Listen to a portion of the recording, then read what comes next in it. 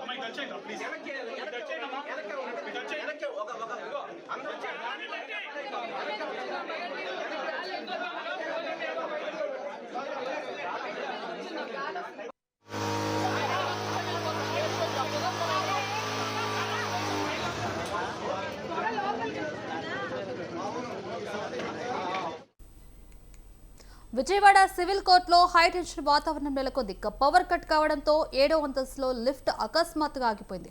లిఫ్ట్లో 6గురు న్యాయవాదులు చిక్కుకుపోయారు. Lift door పూర్తిగా స్ట్రక్ అయిపోవడంతో వారు సుమారు 40 నిమిషాలు లోపల ఇరుక్కున్నారు.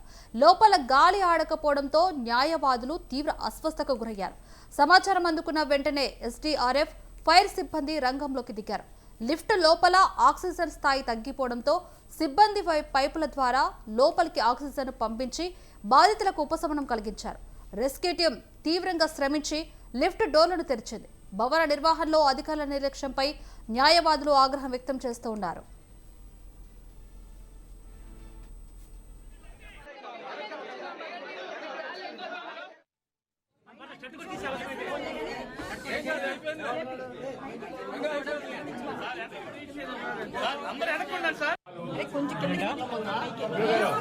కొంచెం తిప్పితే తిరుగుద్దంట కదండి. కొంచెం తిప్పితే తిరుగుద్దంట కదండి.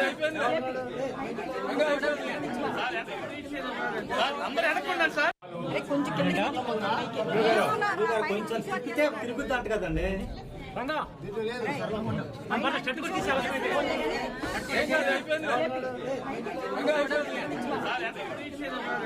అందరూ అనుకున్నారు సార్.